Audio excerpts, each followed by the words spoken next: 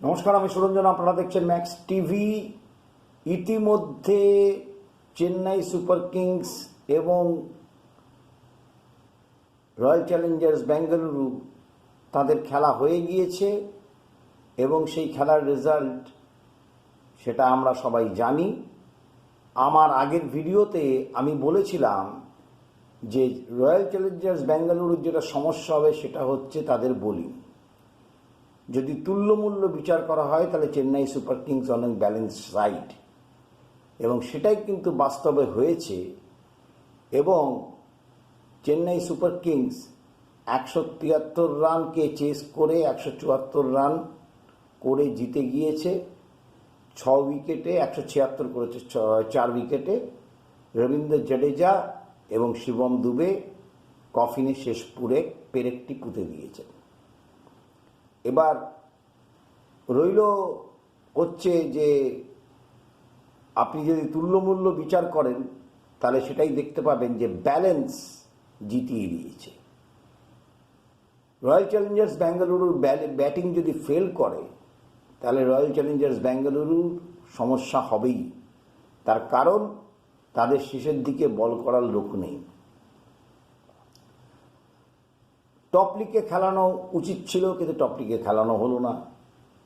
এবং বিরাট কোহলি এতদিন পরে নেবে, যেই সময়টা বিরাট কোহলি একটুখানি মনে হচ্ছিল যে এবার খেলবে, সেই সময়টা বিরাট কোহলি আউট হয়ে গেছে। বিরাট কোহলিকে দোষ দিয়ে লাভ নেই। অসাধারণ ক্যাচ, মানে উপস্থিত বুদ্ধি অজিঙ্ক্য রাহানের এবং সেখান থেকে রচি রবীন্দ্রর যে ক্যাচ, সেই যে কম্বিনেশন, যেভাবে বাউন্ডারি সেভ করা, যেভাবে ক্যাচটা নেওয়া, একটু ভাগ্যের দরকার আছে বিরাট কোহলি। তবে বিরাট কোহলি কিন্তু এই টুর্নামেন্টে বিরাট কোহলি কিন্তু ফেভারিট। আবার যার 12,000 রান হয়েছে টি-20 কেরিয়ারে, তাকে নিয়ে কোনো কথা বলা উচিত না, কথা আমিও বলতে চাইছি না। কিন্তু ব্যালেন্স, রয়্যাল চ্যালেঞ্জার্স বেঙ্গালুরুকে প্রত্যেক বছরই দেখা গেছে তারা বোলিংয়ের দিকে খুব বেশি নজর দেয় না। এত টাকা দিয়ে ক্যামেরন গ্রিনকে নিয়ে আসা হয়েছে, ক্যামেরন গ্রিনের দায়িত্ব অনেক বেশি। এবং সেদিনকে যে বলটাতে আউট হয়েছে ম্যাক্সওয়েল, লেংথ ডেলিভারি শুরুতে, ওই লেংথে, হার্ড লেংথে বল করলে, বল যদি সামান্য অ্যাঙ্গেল নিয়েছিল বলটা, যাকে রিঙ্কু সিং 5টা 6 মেরেছিল, সেই জাস্ট দয়াল ম্যাক্সওয়েলের উইকেটটি নিয়ে চলে গেছে। এবং ধোনি ক্যাপ্টেন ছিল না, কিন্তু আমি বলেছিলাম ধোনি ইন্দ্রজিতের আড়ালে থেকে ক্যাপ্টেন্সি করবে, সেটাই হয়েছে। ঋতুরাজ গায়কোয়াড় খুব ভালো ক্যাপ্টেন্সি করেছে, ধোনি সাথে সব যখন দরকার পড়েছে সাহায্য করেছে, অ্যাপ্রিসিয়েট করেছে। তো এটা যে ধোনির কনফিডেন্স, ধোনির টিমে থাকাটা, ক্যাপ্টেন্সি আরেকজনকে দিয়ে দেওয়াটা, সেটা ধোনির কাছে খুব একটা অস্বাভাবিক কিছু নয়।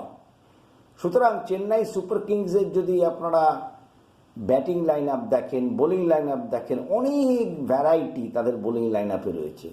দীপক চাহার, তুষার দেশপান্ডে, যশ দয়াল, রবীন্দ্র জাডেজা, রবীন্দ্র জাডেজা, রচি রবীন্দ্রকে দিয়ে তারা বলই করায়নি, অথচ তারা কিন্তু ম্যাচটাকে বার করে নিয়ে চলে গেছে।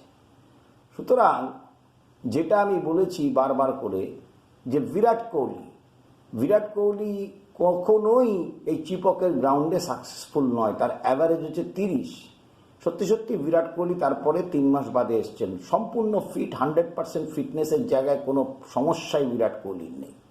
ব্যাটিংয়েও কোনো সমস্যা নেই, কিন্তু একটা 3.5 মাস পরে খেলতে এসে হুট করে ওরকম সিচুয়েশনে পড়ে যাওয়া, এবং ফাফ ডুপ্লেসি খুব সময় মতো আউট হয়ে যাওয়া, এবং বিরাট কোহলি প্রায় 18 বল খেলেনি, উল্টো দিকে দাঁড়িয়েছিলেন, সেটাও একটা বিরাট কোহলির মতো প্লেয়ারের রিদম পেতে একটু টাইম লাগবে।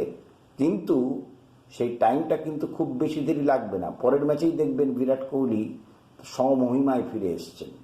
এবং যেহেতু পরের ম্যাচটি বেঙ্গালুরুতে হবে, সুতরাং ঘরের মাঠে বিরাট কোহলি কিন্তু অন্যরকম বিরাট কোহলিকে আপনারা দেখতে পাবেন। ফাফ ডুপ্লেসি যেভাবে খেলেন সেভাবে খেলাতে যেটা হয় যে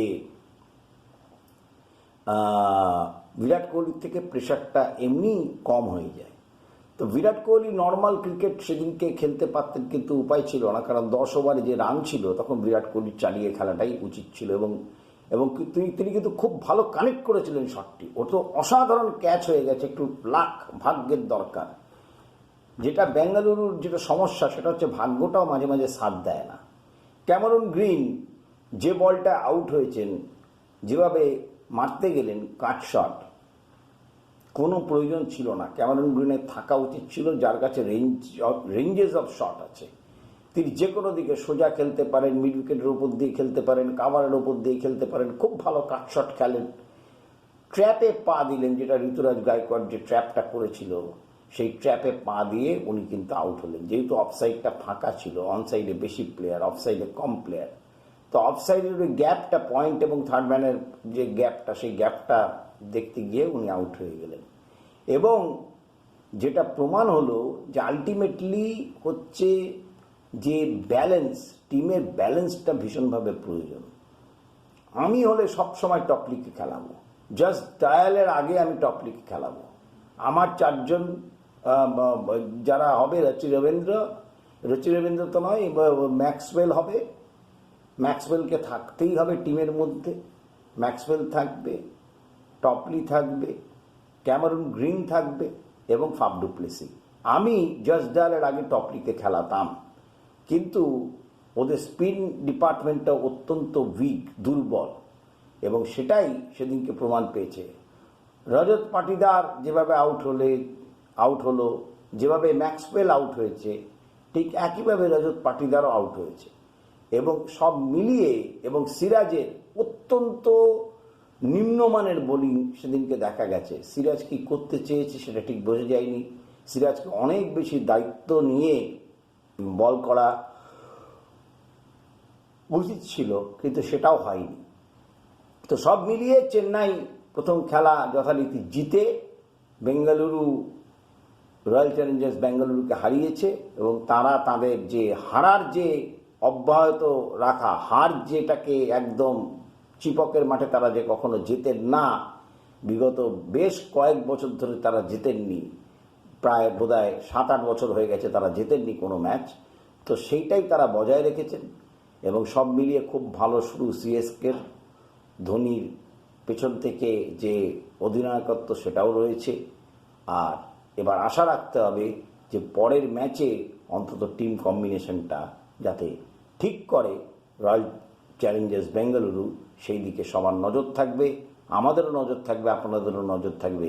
আপনাদের যদি ছোট্ট প্রতিবেদনটি ভালো লেগে থাকে তাহলে আপনারা শেয়ার করবেন, লাইক করবেন, কমেন্টস করবেন এবং অতি অবশ্য সাবস্ক্রাইব করবেন চ্যানেলটি। অনেক অনেক ধন্যবাদ।